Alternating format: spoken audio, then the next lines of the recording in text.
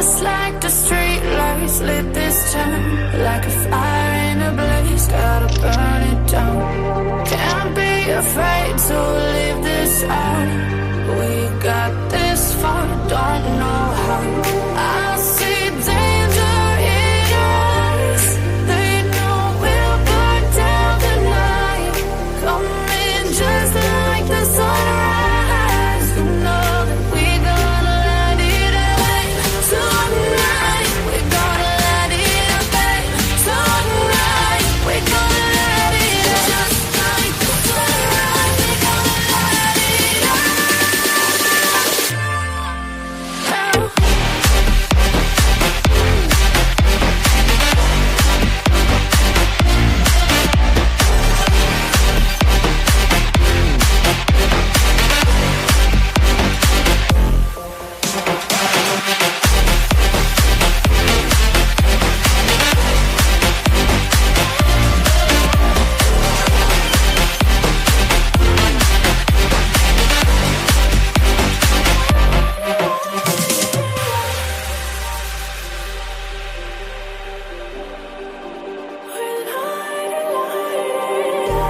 Just like a spark that's breaking out. Can't make a stop, can't turn back now. We know that there's no room for doubt. No, we can't turn back now. I see danger in your eyes. They know we'll burn down the night. Coming just like the sunrise. You know that we're gonna light it up tonight. We're gonna light it up tonight. We're gonna light it up just like the sunrise. We're gonna light it up now.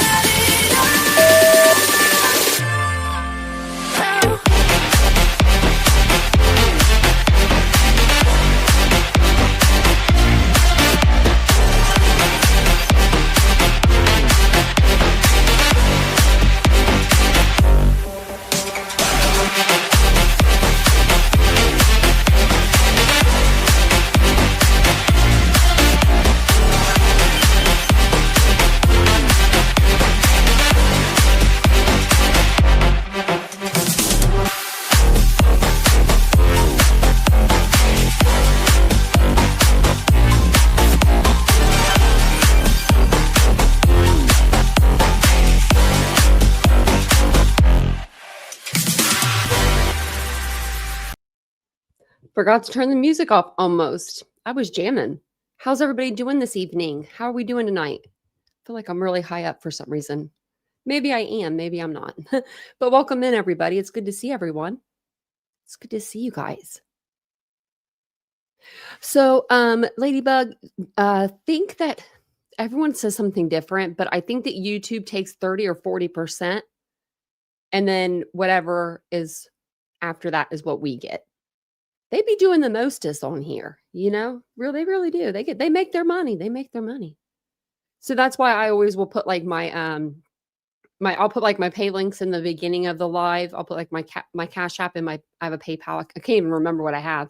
I never did that before, but I had a mod way back when I first started. Not when I first started.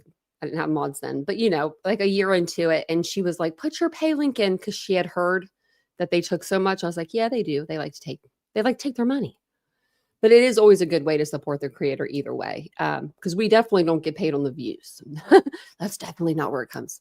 I thought about doing a video on that. I should do a post and see if you guys would be interested in, like, you know, how much like goes into a channel compared to like how much you reap the benefits of it. Well, thank you, Ladybug. You're so nice. Thank you, Ladybug. Thank you so much. That's very kind of you. I told Vincent, I said, I think Ladybug's sending me something. So now he has up his birthday game. And before we get started, hello, my name is Tanya. Nice to meet you, or Titanium Built. Welcome in if you're new. And if you're not new, welcome on in. So I got the most thoughtful gift today. Before we get, I have to tell you guys, because it was very thoughtful. I don't talk to my best friend as much as I, would love to. We don't get to talk to each other that often. She's just she's busy with her life. I'm busy with mine, but we always are there for each other, always. And we grew up where we could like see each other out our back doors.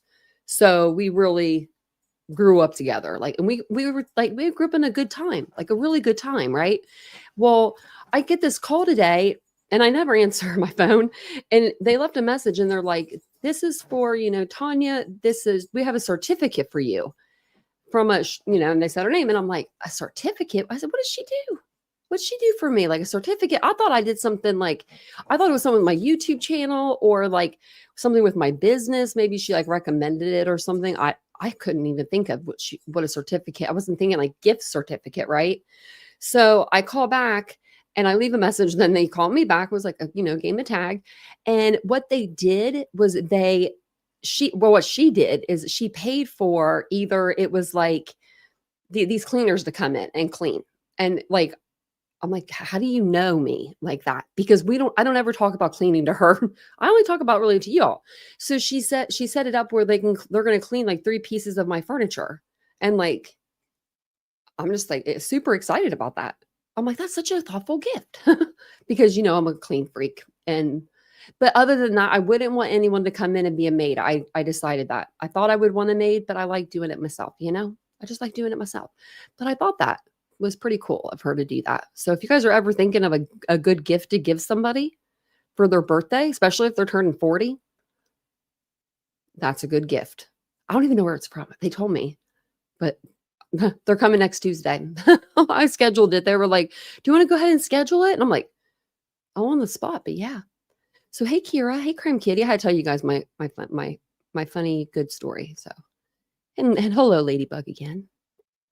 Who beat you on that like? Oh, Crime Kitty did. Hey, Kitsy Cats. Hey, Mary Beth. How are you feeling? How are you doing? Hope you're still with us. I don't know if she's still in here or not. Oh, well, love you too. I hope you're feeling better. Hey, Ashley. She's going to be driving. Oh, thank you. Oh, well, I'll enjoy it. It doesn't matter what it is. I'll enjoy it. Thanks. Thank you, Ladybug. That's very nice. See, look at that. This is going to be a really good birthday. Hey, Christy. Hey, Laura. I'm going to go to a sunflower field and take pictures, I think. So that'll be kind of fun.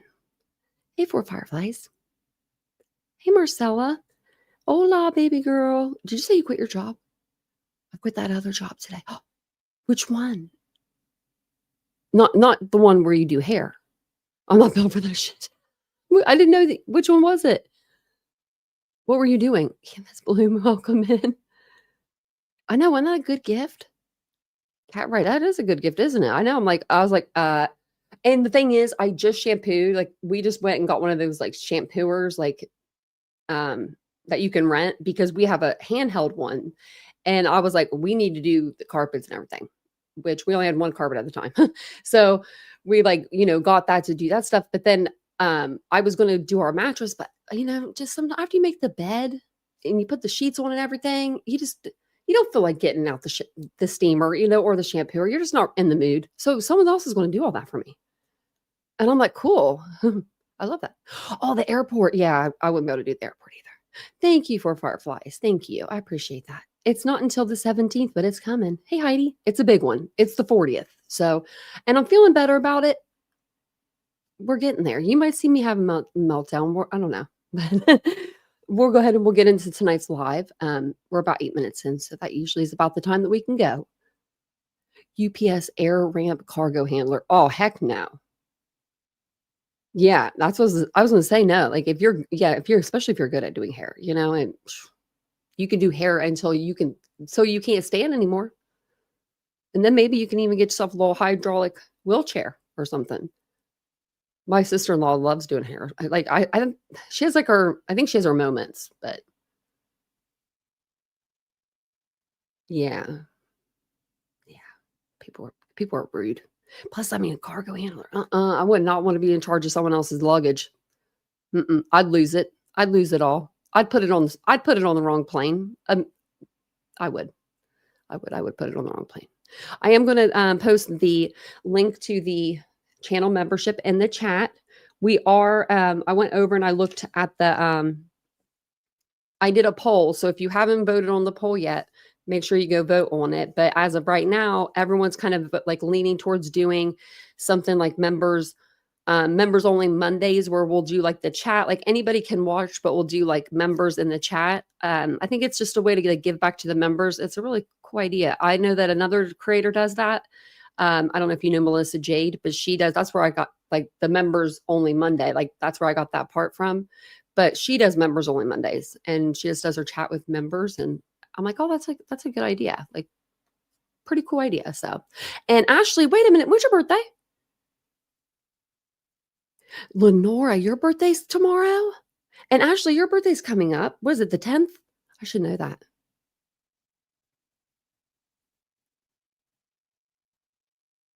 29th birthday. Lenora's, yeah. Lenora's 29th. Yeah. I always wondered why we said 29 today. I was wondering that. I was like, maybe I'll stick with 39. I think I could do that. I could pull that off for a little while longer. It is, yeah. People are rude. People are rude. So we're good on the sound. Okay, yep, we're good on everything. I had to switch everything over from the live. I did a video earlier, so it'll come out tomorrow. I did a pre-recorded. That was today. Yeah. Okay. I didn't put that out. I didn't. I was commenting on another post. Oh, okay. That's okay. I thought they were commenting on this. Now I do want to update you guys really fast. Because I said last night, that there was no funeral service for Celeste as far as I had seen, right? It was supposed to be on the 4th, and then it changed to the 5th. And then we saw it was supposed to be on the 6th, which is today. They did, in fact, have her services today. I saw some pictures on TMZ. We'll probably go over, more of that case later on this week, but the pictures were very sad. It was very sad. But knowing she's at least buried and she's where she should be, that's a little reassuring, because she's not in the freaking frunk of a Tesla any longer. Her family was there. You could see all of them. It was sad. So tonight we're going to talk about another sad case. So, all right, guys, tonight we're diving into one of the most confusing and controversial cases that I've ever covered on this channel. This is going to be the death of Ellen Greenberg. And I'm actually going to put some pictures up as we go along. The 10th, that's what I thought. Your birthday's coming up. Lenora's birthday's tomorrow. Happy birthday, Lenora. Happy 29th. Don't look a day over 29. Okay. I think that Ellen Greenberg is so pretty, by the way. I mean, it doesn't matter, but I mean, I think she was a beautiful, beautiful girl. But so we're going to be covering the case of Ellen Greenberg. She was a young teacher found with 20 stab wounds, and somehow it was ruled a suicide. How does that even make sense? We're going to break down what happened that night, the evidence, and the questions that still haunt this case. So let's rewind back to 2011. It's a snowy night in Philadelphia. That's the night that everything changed for Ellen Greenberg. What started as a normal evening ended in one of the most debated death investigations in recent history. The case has been ruled a suicide, a homicide, undetermined. It's been ruled everything. Let me find the next picture. I don't have these in order, really.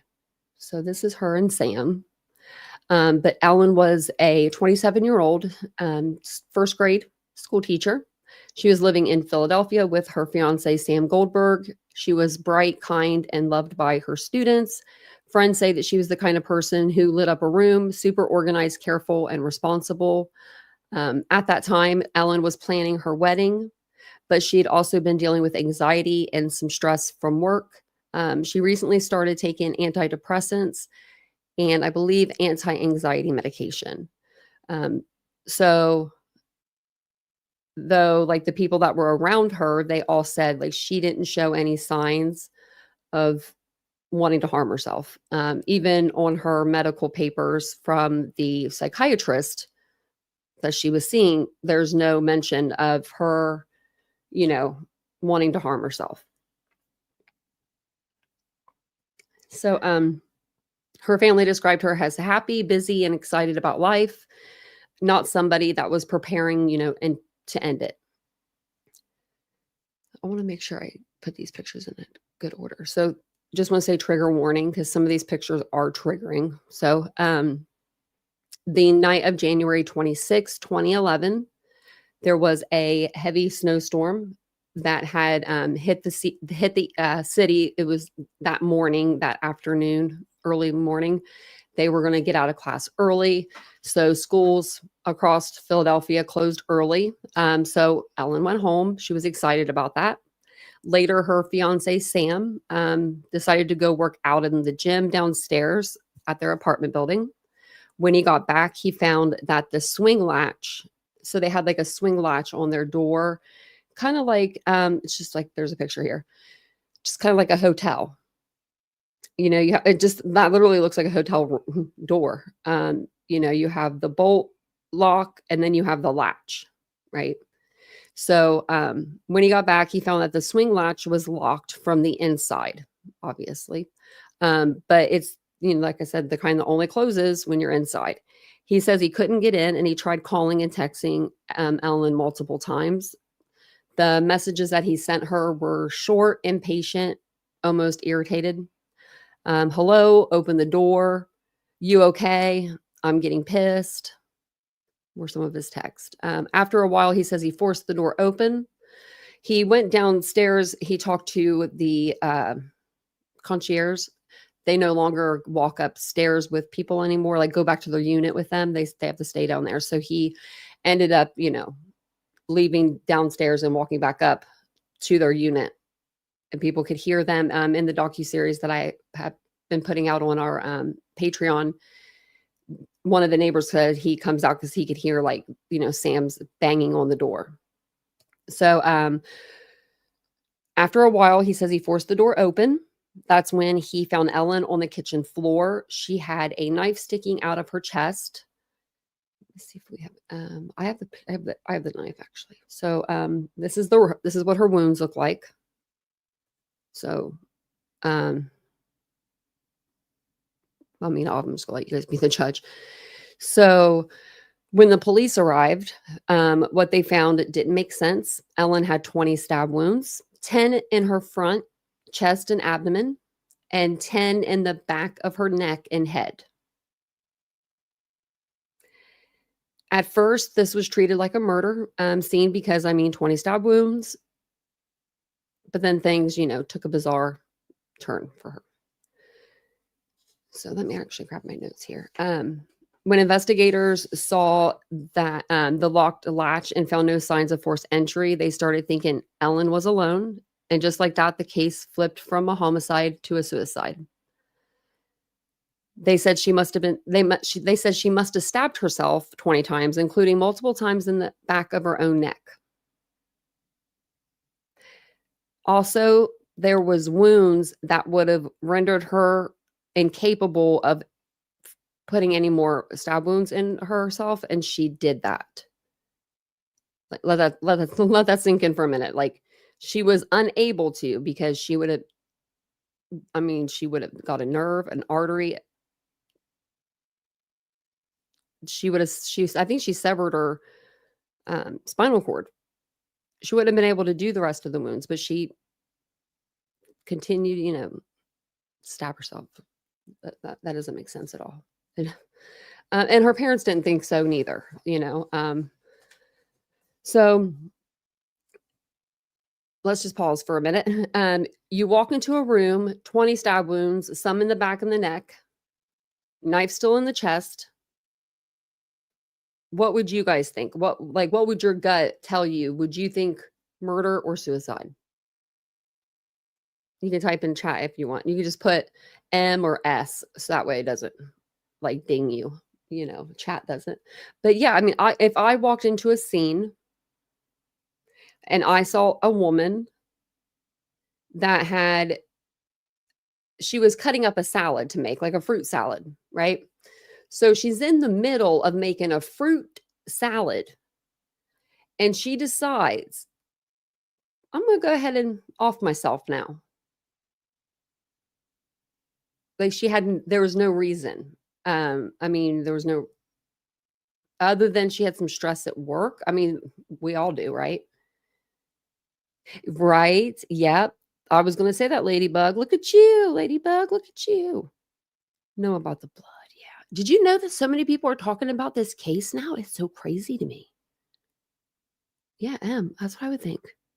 I mean, look at the contusion to the head. I mean, okay, let's say you're gonna do this. Women, we don't do we don't kill people normally, and we don't unalive ourselves by stabbing. We just don't, first off. We don't do that. We're into poisons.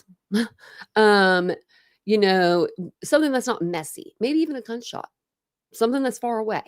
We don't want to be up close and personal normally, and we normally don't want to make a mess because we have that in our head, like, someone's got to clean that. Like, it's science.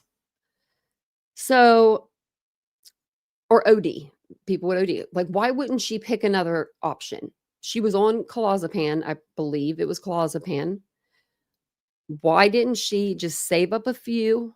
Or, she's gonna need more than a few, but you know what I mean? Like, if that's what she wanted to do. Right, Lauren? I'm excited about so many people talking about it. Right, Ashley? Yeah, we don't wanna, and let's say you stab yourself once, right? Who in their right, I mean, who's gonna not feel pain to do it 20 times? I know some of these wounds were shallow, but 20 times. And it just doesn't make sense, right? So let me put myself back up here really quick because I have the knife that she used. And actually, let me show you the knife. Let me put this back up on stage so I can show you the knife I'm going to show you. Okay. So this was the knife that she had. It is a Cutco brand knife. It's like a 5-inch blade, I think. No, it looks like longer than that, but I don't know if it looks like maybe like a 13. I don't know. I just know that, probably that's probably larger than I thought. But I have the exact knife. Like, I've shown this before on the live. I used to work for Cutco. Like, this is they're really good knives. Like, they're like forever warranty or whatever. So, like, if I had kids, I could give it to them, and then if something happens, they could go get it fixed. They could have kids, they could go get it fixed. It's forever warranty. It's not lifetime. They're good knives. I don't know why I'm over here like I still work there. I used to work for them for like 3 weeks, and I was like, this isn't for me. But this is the knife that she used. Now, there is no possible way, I've tried it, to really get this knife behind your back, like, and and try to stab yourself. It's pretty hard. It's a pretty, I mean, it's a pretty large knife. Also, that knife was found in the sink. So she stabs herself, and then she puts the knife in the sink. I mean, you don't want to. You want to. I guess you want to make sure you clean. You're cleaning it up. It doesn't make any sense to me. And then this is going to be a crime scene photo. So this is going to show biological evidence. So I'm going to show it, and then I'm going to flip to the next, and it's going to be like the stab wounds in the neck. So this is. Okay, let me show you the one for this. This is the one I was going to show you. This is where she was found. And she was found sitting up. And like Ladybug said, the blood from her face, like her nose, was going like this. Right? So if you're sitting up, I mean, I don't even have to take criminal justice classes to know this, but if you're bleeding, it's going to come down. Gravity's going to take it downward, right? But if you're laying like on your side or on your back, right, it's going to go like that. Like, gravity's going to pull it down. But when they found her, she was sitting like straight up. Very, very weird. So we'll go over like kind of the family's, fight for justice that they've been kind of on, because if I mean, if your parents ain't gonna fight for you, who is, right? And her parents, I don't know how they have how I don't know how they've stayed so strong over the years. I really don't. So their names are Joshua and Sandra, and they never believed the S ruling. They immediately pushed back, saying their daughter wasn't suicidal and that physically it didn't make sense. They hired private investigators and an independent pathologist, which we're going to read over all three of the autopsy reports. I couldn't think of it. Sorry. And then like over the next couple of days, we're going to read through all three of them because they're all something different. But they hired those people and they found serious inconsistencies in the case. They're like retired detectives too. Like they're pretty prominent people in that, area. So they said that the inconsistencies in the case were that there were several stab wounds that could have caused instant paralysis, meaning that she couldn't have continued stabbing herself afterward, like I just said earlier. The knife had no fingerprints, not even Ellen's. It's kind of weird. Her hands didn't show the kind of defensive or grip wounds you'd expect from someone handling a knife repeatedly. No slippage, none of that. There were unexplained bruises on her body, and they were in different like forms of healing, like stages of healing. So she was either running into a lot of stuff or something was going on. Like, I don't know what, but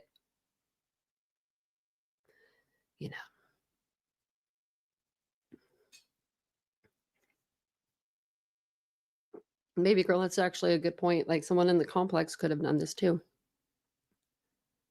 Like Sam could have walked out. He could have walked right in. Or her, or she. We never know. But one expert even said flat out that Ellen's wounds looked textbook homicidal. And that door latch was supposedly proved that no one else was inside. It could easily been manipulated from the outside with something as simple as a butter knife or a string. There's YouTube video after YouTube video that shows exactly like how you can do that. They do have a fire escape, but it was snowing so hard that day, which to me, I feel like your prints could be covered up.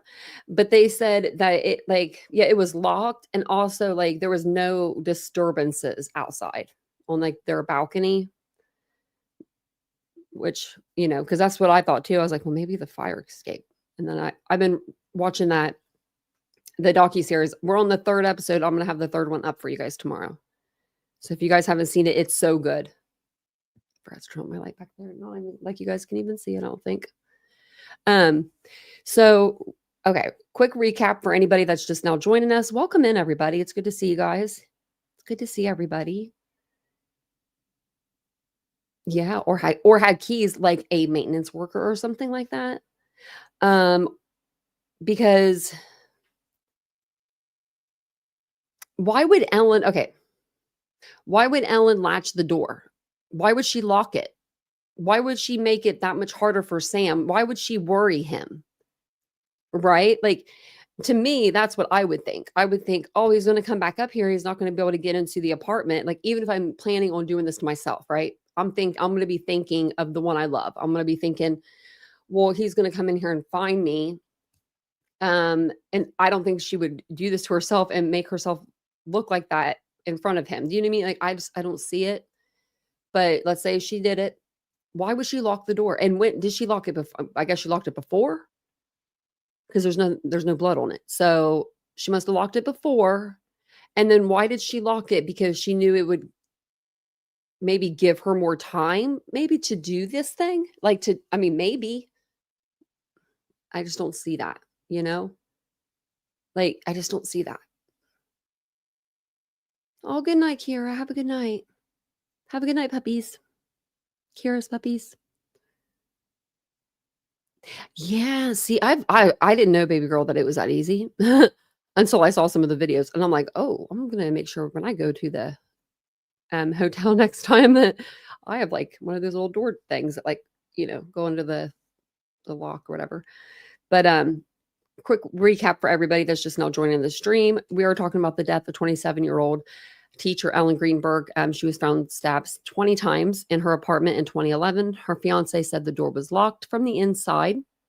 Police found no forced entry, and despite 20 stab wounds, including 10 to the back of the neck, the death was ruled a suicide. Her parents and independent experts have been fighting the ruling ever since, saying it's impossible that Ellen did this to herself. And right now we're digging into the strange details and the theories kind of around the case. So welcome on in. I think it was someone commented, I think it was like something about one of the videos I put out, like body cam. Like they're like, this didn't say anything. And I'm like, hey, I'm not for everyone. I was like, and my people want to watch it all. We want to know all of it when it comes to that case, in every case. We be nosy over here. I think I showed you all the pictures. So I'm going to exit out of those. And we are going to watch a little video tonight of a, like that they talk about the docuseries. So it'll be good. So here's some red flags and theories. I think this is where the case gets a little tangled. Some people point to Sam, the fiance, saying that there are gaps in his timeline and inconsistencies in his story. The text he sent sound impatient rather than worried. And some wonder if his version of how he got through the locked door really adds up. The locked door to me, I should have kept it up, but it just doesn't look broken the way that I feel like it should. Others think that the investigation itself was mishandled or a cover-up. Reports say that there are errors in how police collected evidence, and we know that, and how it was documented, even inconsistencies between police notes and the autopsy finding. In the docuseries, the DA, right? This DA, he says, okay, I'm going to go take a look at Ellen Greenberg's case. Do you know where he finds her file? Out of all the file rooms in the police station, guess where they find it? He finds it. I don't know how he freaking found it. In the damn closet where they keep their decorations for other holidays for the police department. In the closet with the Christmas decorations. What? Why is her small little case file tucked away in a closet? I mean, ask yourself that. Ask yourself that question. It's like, I think that they don't want to tell, I think they just don't want to say that they messed up. Like that they messed up from the beginning. But yeah, just hanging out in the closet. I can't get over that. If I was the Greenbergs, I don't know how they've stayed so poised through this whole process. But they've had some big wins, I think, anyway. But the Greenbergs legal team has argued that there's been official resistance to reopening the case, possibly to avoid exposing mistakes or misconduct from, back then. There is a theory that Ellen might have been attacked elsewhere in the apartment and placed in the kitchen afterward. That could be because the blood evidence doesn't quite fit a stationary self-inflicted stabbing. And it doesn't. And we're going to go over a lot more of that too, like throughout these lives. I have like a whole timeline. I've got all kinds of stuff. So, and I have like all the pictures from like the, they did a 3D, like that's what we were looking at, like with the knife and stuff. They did a 3D like autopsy on her kind of. And so you could see all the wounds. I don't know. It's just crazy to me. Also, Nancy Grace has covered this story and she's like, that's not suicide. What is the Michelle do what's her friend's name? Michelle something that does she does like autopsies and stuff. She I was trying to think of her last name earlier because I wanted to look her up, see about this case, but she even said like that no. Like this is not a suicide. So oh, I'm sure they do. Actually, I'm sure they do. I know that he's only given like one like interview, and that was like CNN. And we're gonna go over that on one of the lives too. Like, so I don't know if Ellen would have been necessary. Well, maybe attacked somewhere else, but she was in the kitchen making a fruit salad. I think that that's probably, you know, where she would have been. She could have been turned because, like, I mean, the way that the apartment is set up, she could have been turned away from the door and didn't hear someone come up behind her. Um, maybe they planned on choking her, but they couldn't. Maybe they couldn't, keep a hold of her, so they just took that knife, and that's when they stabbed her. I don't know, but I know that they need to reinvestigate this case. Yeah, Joe Scott. Yeah, yeah. He said too. Yeah, he's like, no. That he's like, this is, you know. Oh, thank you so much, Ladybug. Thank you. Thank you for the super sticker. That's so nice of you. Thank you. Um, so recent developments. Over the years, the Greenbergs have filed multiple lawsuits in this case. They've worked with some of the best forensic experts that we have here in the country. Nearly all of them have said the same thing. The evidence does not support suicide. In 2022, a Pennsylvania court ruled the DA didn't have to reopen the investigation, but Ellen's parents are still fighting. They were at the time appealing that. And so they were gathering new expert opinions and using social media to keep pressure on officials. And even now in 2025, Ellen's official cause of death still reads as suicide. I thought I read somewhere that her parents won like some litigation and that they were, I have to watch that third episode of that docuseries, see more. I'll have to watch it. But I thought that it said that they were reopening it. But I'm gonna re-look and I'm gonna double check into that. Yeah, Tish, no problem. Yeah, well, Sam's, what was it? His uncle was like an attorney or something. He was an attorney and he came in and took Ellen's phone and her laptop. I don't like that. I don't like that at all. I don't like that at all. Like, I just don't. Why would you take that stuff? Like, someone like really, really, really close to me died, and the person that they were with, they took their ID and their cell phone. And it was like, why would you do that? Like, why would you take their stuff?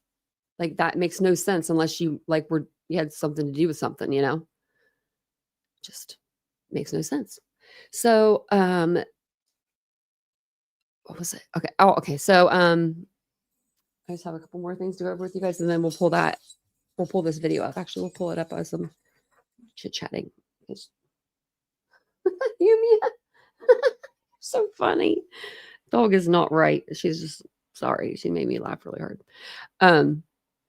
So more than a decade later, her family's still asking for one thing, a fair look at the evidence. That's all they've really ever asked for. Now I know that they did win the civil suit, which is huge.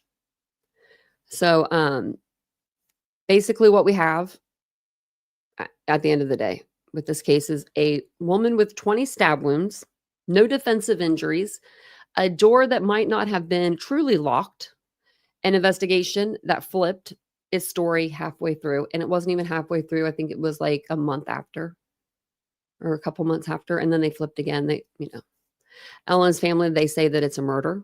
The city says it was a suicide. And somewhere between the two lies the truth that no one seems willing to face, in my opinion. I don't know if Ellen did this to herself. I don't know how she could. Like, I physically, like, I've been through some pain in my life. And there's no way I would stab myself. I don't even think I could do it once, let alone multiple times. And her background just doesn't, I don't know. It just doesn't fit. Like, something doesn't fit, right? I mean, she's a school teacher. She's a first grade school teacher. Like, I feel like if she was going to unalive herself, I just feel like she would have done it in a different way. I feel like, you know, I don't know. I just don't see her wanting Sam to come in and seeing that and like seeing her like that. I mean, like they were engaged. That was going to be his bride, right? And if she did want to get to Sam, let's say she did this and she wanted him to see it and like all that. Let's just go there for like a second, right? Because I'm going to take it a step even further. If she wanted it for shock value, she probably wouldn't have been wearing like sweatpants and Uggs and like a t-shirt or something, right? If that was me and I could do this, and all that stuff, I would make it more dramatic. I would wear my wedding dress or something. I'm sorry if that sounds so morbid, but that's what I mean, if you're going to go and like do that, I just feel like you would go all the way, because why would you want your fiance to see you in a pool of blood? I don't think that she would. I don't think she would. I really don't. I think that she was somebody that had a little bit of anxiety. She was getting ready to get married. She was a school teacher that was kind of overwhelmed because she had a big case or big class load that year. They were saying that they had upwards of like 30 children in each class. So it was a lot of kids. Um, but no, I mean, nothing to be like, I'm going to, nothing, there was nothing in her day to day that we know of that says, I'm going to do this to myself. She also got gas in her car that day. I don't know anybody that's going to stop in the middle of a snowstorm, get gas in their car if they're going to do that. I just don't see it. Right? Yeah. Yeah. Like, I mean, I don't want to like put this knife in my back, but you can even see like, it's literally physically impossible. Like, how would you do that? How would you do it?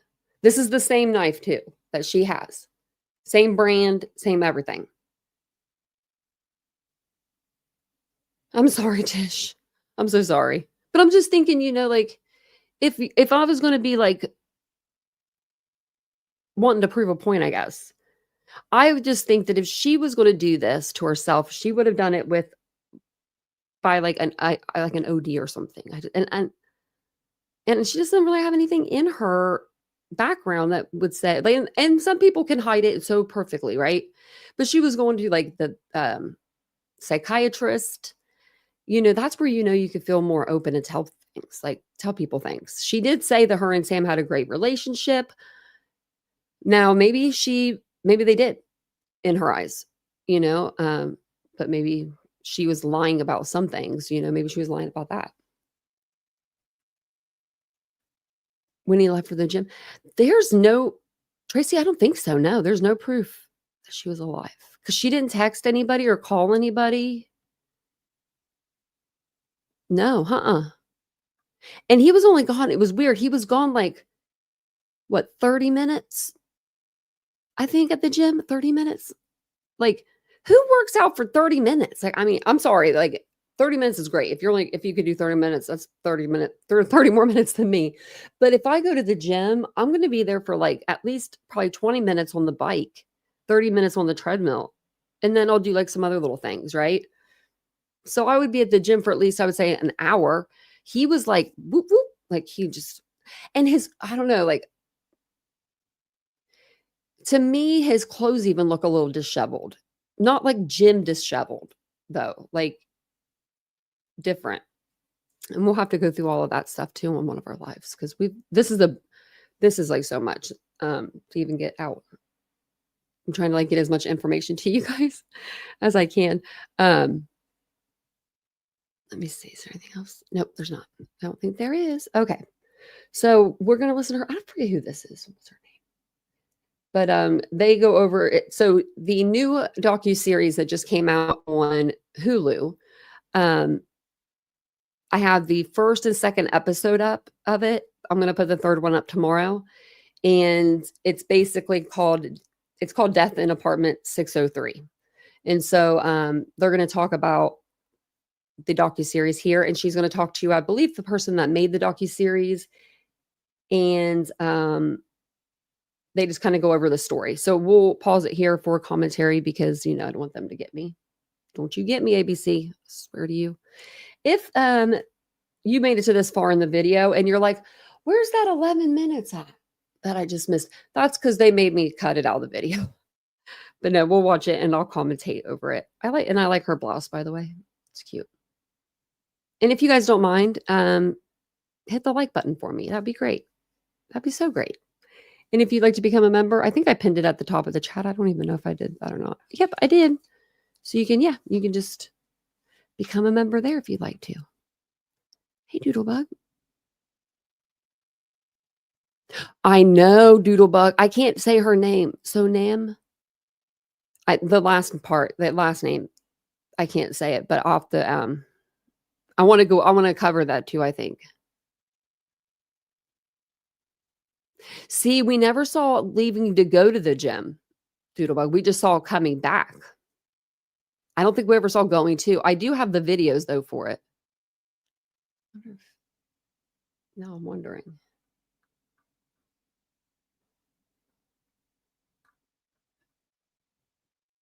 And I have all the documents. Oh my God, there's so many. Look what her family's done. I mean, wow, it's incredible. Off the looks, this is a really big case file, but I don't remember them having a video of him leaving, just him coming back up. Juju. Oh, is that her name? Okay, yeah, she's pretty.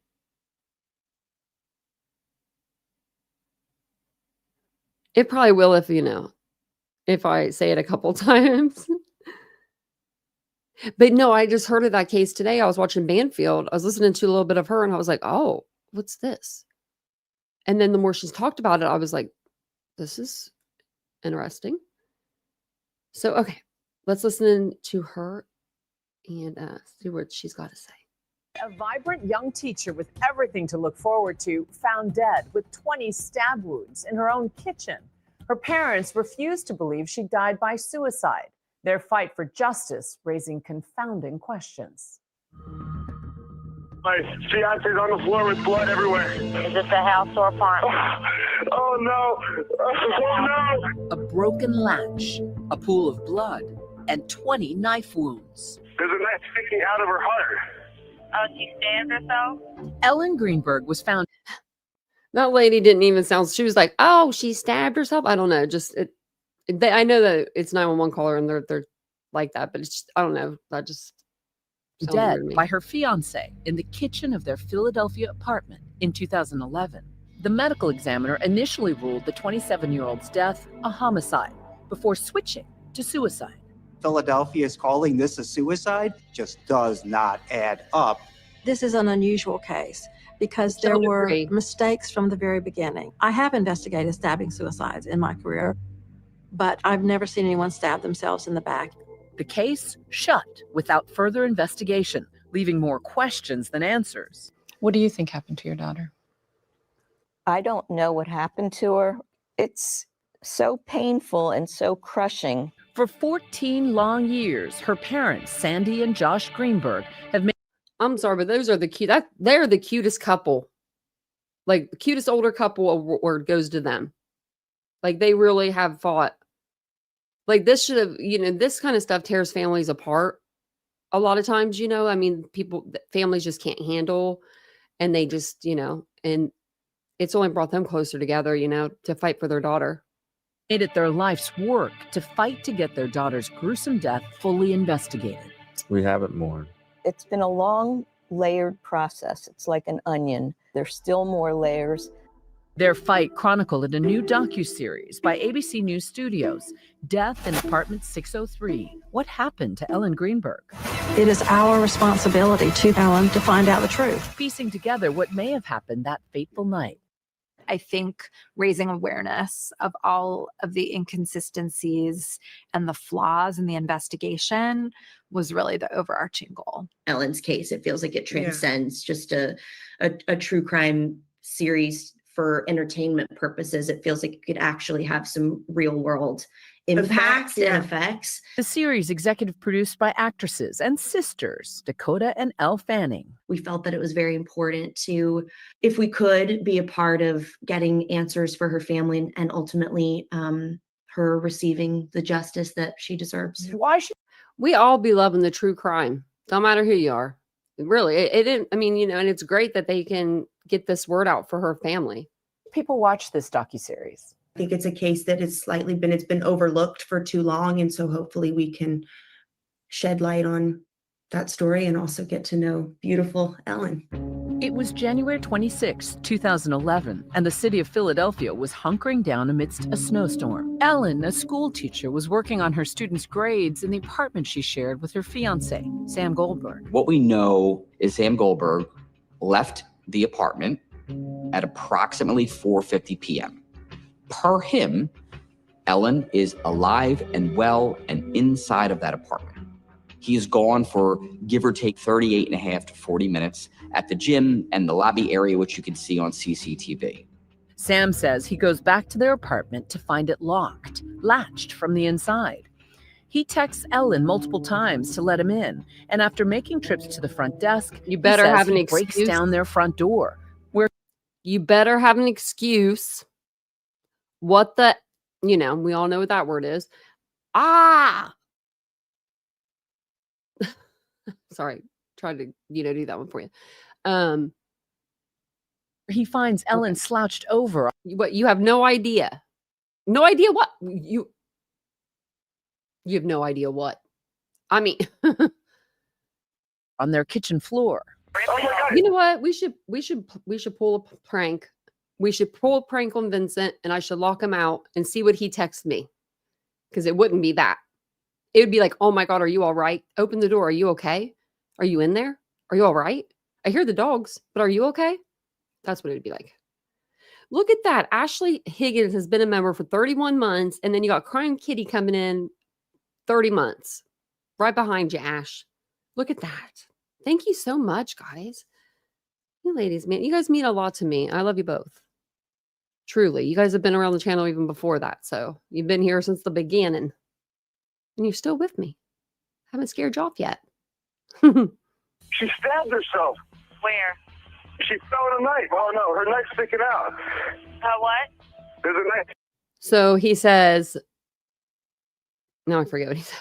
He said, hold on. Slouched over on their kitchen floor. Like she fell on the knife. She stabbed. So he says, oh my God, she stabbed herself. Where? She fell on a knife. She fell on a knife. I don't know. Her knife is sticking out. Oh no, her knife's sticking out. What? There's a knife sticking out of her heart. She stabbed herself? I guess so. I don't know where she fell on it. I don't know. Ellen had 20 knife wounds to her chest, torso, and the back of her neck. She was pronounced dead at the scene. In her other hand, she was gripping a white towel also. Yeah, he could have done it before he left for the gym. Yeah. After Sam. I mean, I wonder if they checked the gym. I mean, I would assume they would, but wonder if they checked the gym like trash cans, right? Let's say he did this before he went to the gym. He could have either changed in the apartment or wore the clothes down if they weren't too messy, right? And then just changed at the gym and then threw the clothes in the trash can down at the gym. I don't know if they would check that. I'm sure they did. I would hope. Spoke with the detectives. They believed that Ellen was experiencing mental health issues. So instead of investigating this, they call it a suicide on scene. When this horrific event took place, the whole world kind of went dark for Josh and I. We don't believe this was a suicide. Right. This is the farthest thing from our mind. The day after Ellen's death, with the green light from police, the apartment was deep cleaned by professional crime scene cleaners. Professional crime scene cleaners. Okay, so the manager at the hotel she's like, she knew that Sam's uncle and Sam were going to be like coming to the apartment or something like that to grab things, I believe. And she didn't know what to do. This was her first time ever dealing with a homicide, right? So as the manager, she's calling the higher ups and they're telling her, okay, well, they're saying it's a suicide. Just go in. Like they're saying that she did this to herself. Go in, have someone professionally clean it. And so not just like regular maid service, right? This ain't no hotel. They had the cleaners come in. They are used to getting biologicals, blood, all that stuff, tissue, all of that out of apartments. But they did throw the knives in the dishwasher. And I mean, I guess that works, but that's just gross. That's still gross. But then the day after that, the medical examiner ruled her death a homicide. He also noted bruising on her body and various stages of healing, raising even more questions. What were your interactions with the police like? The communication was very lacking. I found out that they had changed, that it was be called a homicide through word of mouth. I don't know who told me, but it was before I did the eulogy. So there's an interesting period where the police and the medical examiner actually clash and they don't agree, which is unusual, and they clash publicly. Police told me the scene was carried as a suicide that night because Sam had stayed on the scene and was cooperative. There were no signs of an intruder in the apartment, and Ellen didn't have any defensive wounds on her body. Once the medical examiner ruled this a homicide. That lady right there, she's a little angel in all this too. So if I'm watching the docuseries, so I'm getting a lot more information. But she's a journalist, and I guess that this guy, he reached out to every journalist that he knew, and he knew a lot, and she was the only one that got back with him about this case. So I was like, whoa, go back and investigate. Too late. We allowed the crime scene to be cleared. I'm not talking residential cleaners. I'm talking crime scene cleaners. And that's the guy that found her file in the closet. To come in and clean the crime scene. Police never named any suspects. Weeks later, a shocking development. The medical examiner does a 180, publicly declaring Ellen's death a suicide. The decision came after a closed-door meeting with members of multiple agencies, including the police. I was so devastated and so distraught. Suicide is not a crime in the Commonwealth of Pennsylvania. In other words, there is no investigation. They're done. Her young students left grieving. I couldn't believe it. I've never dealt with death before that. I think Ellen was murdered. And so in your scenario, somebody got away with murder. That's what I believe. Years go by and Ellen's story starts to fade from public view until the Greenbergs meet a veteran state trooper turned private investigator named Tom Brennan. He started reviewing things, and he took papers home and things we gave him that we had. And he came back and said, something's wrong here. This is not right. After years of investigation, Tom felt it was time to go to the media. That's where the reporting by Stephanie Farr comes in, an investigative journalist with the Philadelphia Inquirer. It was liberating. It was compelling. That was a monumental point in the journey of trying to figure out what happened in apartment 603. It was extremely well read. It generated a ton of interest on social media, from reader emails, and also in the true crime community. But what gets me is the physical evidence. She has stab wounds. Her case has been plagued with investigative failures. If you're just beginning to play along, the case took a very strange and unexpected turn. That just do not seem to align with suicide. It really just sort of snowballs into eventually this lawsuit demanding that the city change their designation from suicide to either homicide or undetermined. With Ellen's case gaining traction in the court of public opinion, the Greenbergs filed another lawsuit, alleging a conspiracy involving the medical examiner's office and the Philadelphia Police Department's deeply botched investigation. Raise your right hand, please. During the deposition, the original medical examiner on the case testified that the police gave him information that led him to believe Ellen died by suicide, including that the building security guard witnessed her fiancé, Sam Goldberg, breaking down the front door to find Ellen. We all thought that. How many of us, raise your hand if you thought that the security guard had went up with Sam that day. I'll raise my hand because I thought it. It was all over the place. It was all in the news. It was all up in the news. So I thought that it was true. And so I saw the docuseries and he was like sitting there in his little pink shirt, like, no, ma'am, I'm not allowed to leave my post. And then I looked back at the videos and I was like, he's by himself. But for even in my mind, in the videos, I thought I saw the guy. Like, it's crazy, like the power of the internet, you know? But that claim later refuted by CCTV footage showing Sam going up to the apartment alone around that time. There was a report that said I There he is. escorted Sam to the unit. Pink jacket. When I learned that, I was really upset. I'm not allowed to leave the post other than for law enforcement. It's real simple. Right there. I just saw him right in that little spot there, and I just assumed that was when they went up. In Sam's 2 interviews with investigators, he never expressly states that anyone was with him when he broke in. However, while the police report doesn't mention that anyone was with Sam, the medical examiner's report does. And that's the report that Dr. Osborne used to determine Ellen's manner of death. Sam Goldberg did not respond. He shouldn't rely on the police. He should rely on the body, and the body only. The body tells you what happened, not the police report. When you're a medical examiner, you go by the body. The body tells the story. To the producer's request, he was just trying to get that done or something. Was it a Friday? Was he trying to go home? It was a snowstorm. That's probably what it was. Comment. But in his statement to CNN last December, he said in part, when Ellen took her own life, it left me bewildered. Mental illness is very real and has many victims. And just this past February, another stunning development. Just as a judge cleared the way for the lawsuits to go to trial, the Greenberg's attorney says the medical examiner struck a deal.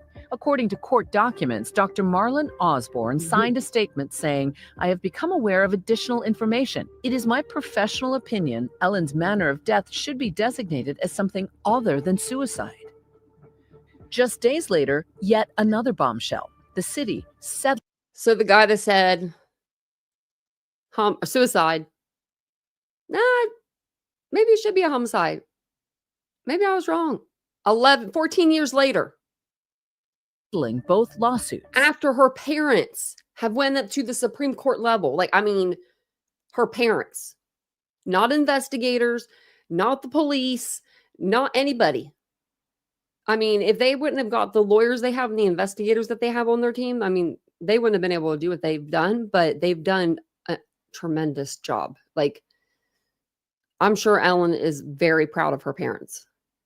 The Greenberg settled with the city of Philadelphia, but part of that agreement was that the city would expeditiously reopen and re-examine the investigation. Nearly 8 months after that settlement, the Greenbergs still don't know the outcome of that re-examination. Ellen's death is still classified as a suicide. Sandee and Josh say their fight is far from over. I think one could only hope that their parents would fight for them as much as Sandee and Josh have. They have fought for justice for her every step, dedicated their lives from that moment on to fighting for their daughter who can't speak for herself anymore. But some answers could be just weeks away. On October 14th, we will learn what the city has found in their reinvestigation. Either Ellen's case could be determined a homicide. It could be determined undetermined.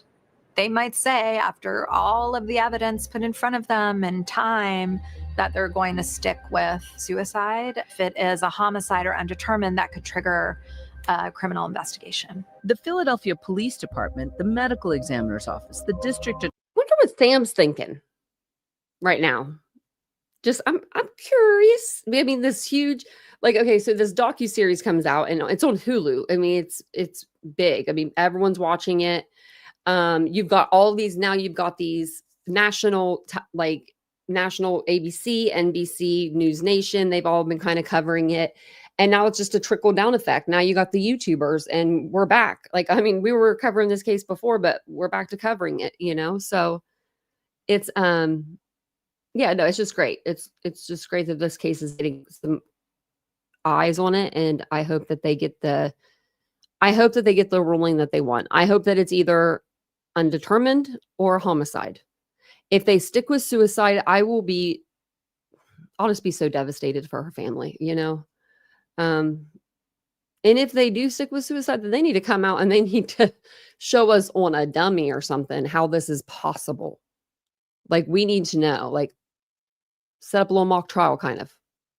Attorney, the Attorney General, and Dr. Marlon Osborne all declined to be interviewed. Oh yeah, of course he did. Of course he declined. Sure, I'll talk. No, he just got busted in depositions. Meant for the series. What does justice look like for Ellen in this case? Not being labeled a suicide victim. Ellen could be your daughter. Ellen could be your sister. She could be your granddaughter. Everybody deserves fairness. Everyone deserves justice. That's what we want. Death in apartment 603. Yeah, that's what it is. Death in apartment 603. What happened to Ellen Greenberg? So, and I need to make sure. Yeah.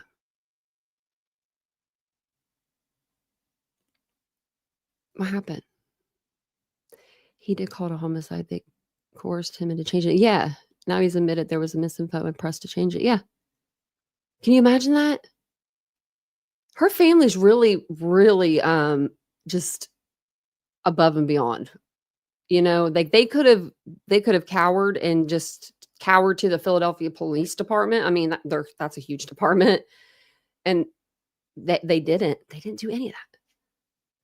Just it's amazing. We'll probably watch this on the next one. Let me see here. Okay.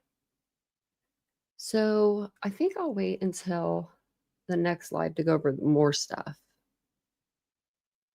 Let me see. Let's see what's on in this the case file. There's a lot of different, wow. There's a lot of different documents. What's this? The case file.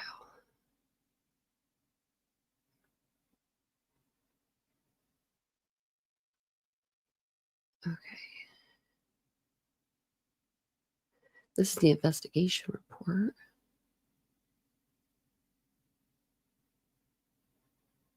So maybe we'll start with this tomorrow or the next day. Let me go back up still. I was like, I'm finding stuff. I'm finding stuff that's in stuff. I was trying to see if I could find any videos. I think that they're in like within the spellings, like within like the text. So yeah, it might take me a little while. But I do want to go over the first, the second, and the third autopsy reports. Well, one of them was an independent, and then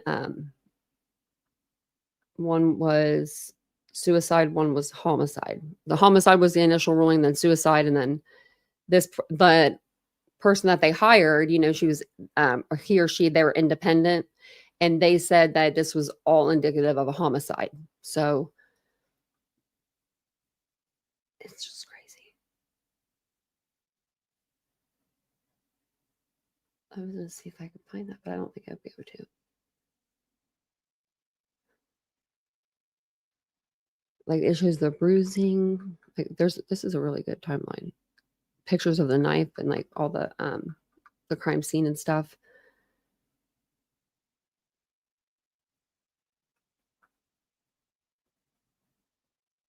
Yeah, here's the pictures of them like coming into the building, like, you know, first responders and stuff. There's like pictures of that, but there's none of him coming downstairs.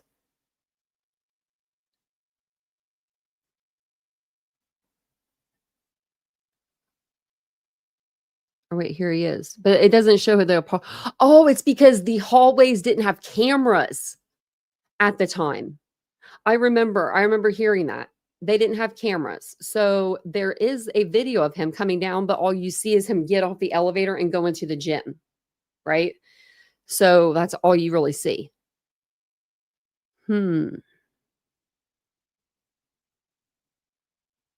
Right, Ashley? Oh, no, baby girl, I hope you're not getting sick. It's like, it's the time of year, you know? Oh, don't spoil the ending, Laura. I'm gonna, I'll probably record it in the morning.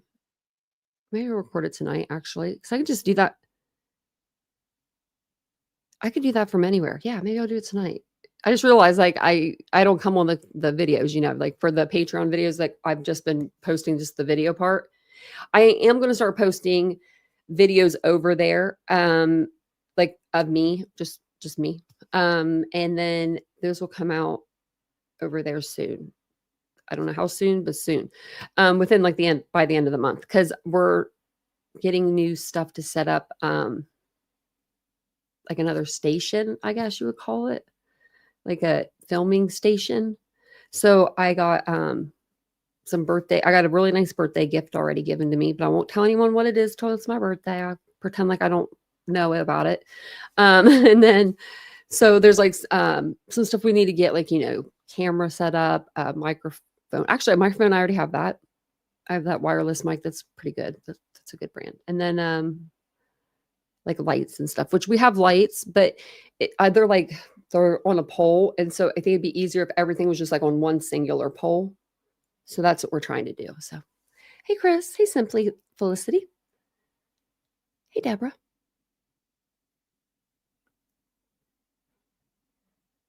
Oh, have a good night. It was a good live.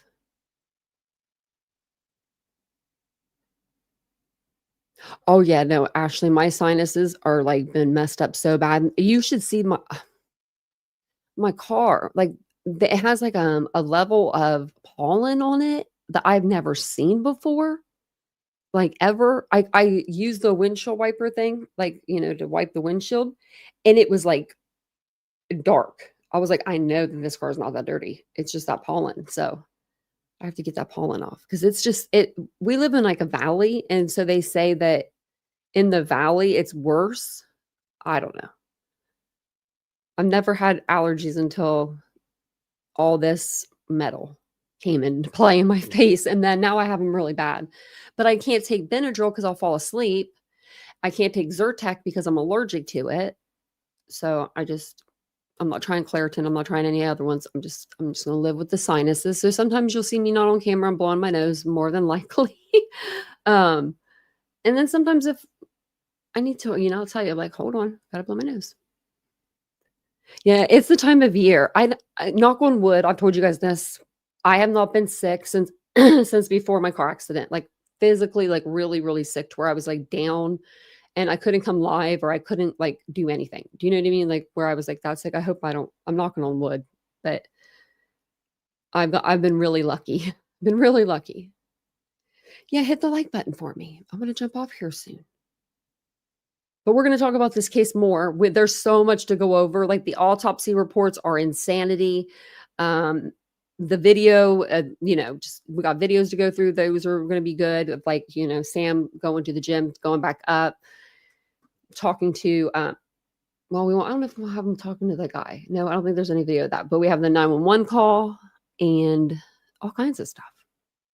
Yeah, I hope everybody feels better. Yeah, that's I would take some NyQuil. NyQuil's some good stuff. I love the NyQuil sleeps, you know? I don't really. I mean, knock on wood. I take hardcore, like, I take something hardcore, I feel like it's a sleeping medication. So I feel like NyQuil is like the best sleep, though. Mine just knocks me out. I feel like I don't get good sleep. Yeah, have a good night. Yeah, fathers are bad. And it's weird too. Like, I don't know if it's warm where y'all are at, but I told Vincent this. I said in June, like, it was in the middle of summer. June, we didn't really have like a summer. It wasn't like very warm. And I was like, watch, we're going to be hot. It's going to be hot in through October. And we're in the first week of October and getting ready to be in our second week. And it's been like 80 some degrees here. I'm like, we could have had our pool open. Yeah, that's how it is here, Ashley. And I'm in Ohio. It was like 80 some today. I was like, what? I was like, I'm not used to this weather. I'm used to putting on a sweatshirt and just taking my dogs out. Now I got to get all dressed and stuff. But thank you guys all for being here. I appreciate it so very much. It's been upper 80s in Missouri. Oh, wow. It's going to go down actually. So I've been like putting off taking some pictures because I was like, oh, I want it to like not be so hot. And then all of a sudden, like in the next few days, it's going to go down into the 60s. So I'm like, oh, we better go because I'm, going to wear a dress. I think I was going to wear a dress and then I wasn't going to. So I bought an outfit to not wear a dress. And now I think I'm going to buy a dress. Really? It's been warm there too. See, it's just warm. Well, I mean, I guess that could be global warming. I don't know. But just think, we're nothing for us to worry about. We're not going to be here. I mean, just keep doing what you're doing. Don't do anything too bad. Don't litter or anything, But I feel like it's getting warmer and warmer every year. Yeah, it's going to skip fall. The harvest moon is lovely. All right now, is it harvest moon now? I don't know. She said, I'm in Eastern Washington. Dawn is not pretty. It's pretty here in Ohio. I think it is anyway. It's green, I like the greenery. I like the greenery.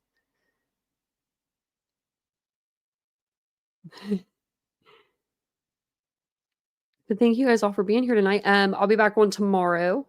Oh, tonight is harvest moon, hunter moon. Oh, super moon. I didn't know that. Is that really like it's like really glowy? Like super glowy and big?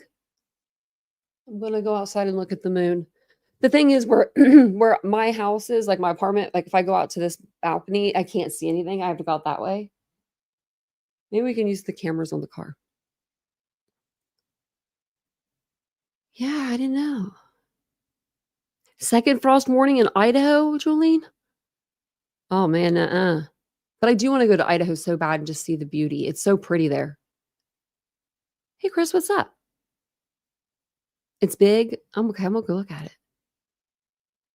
The next 3 are super moons. Wow. Yeah, probably.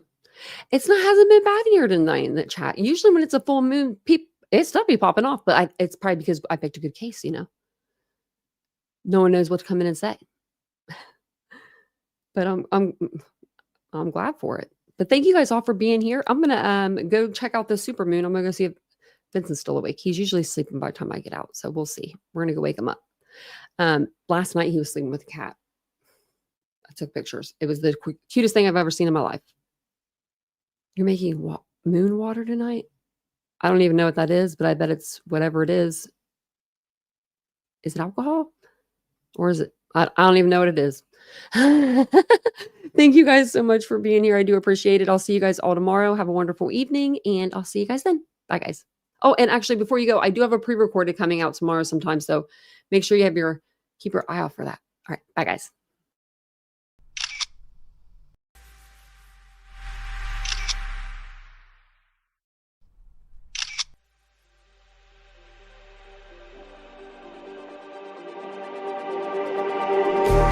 Just like the street lights lit this town, like a fire in a blaze, gotta burn it down. Can't be afraid to leave this out. We got this far, don't know how. I see danger in your eyes. They know we'll burn down the night. Coming just like the sunrise. You know that we gonna light it up tonight. We gonna light it up tonight. We gonna light it up just like the sunrise. We gonna light it up now.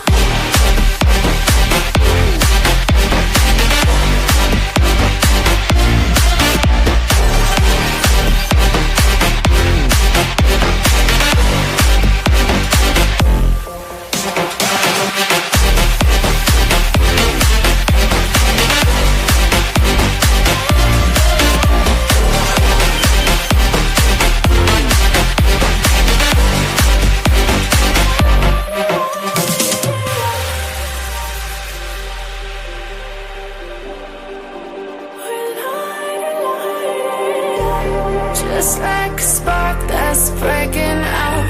Can't make a stop, can't turn back now. We know that there's no room for doubt.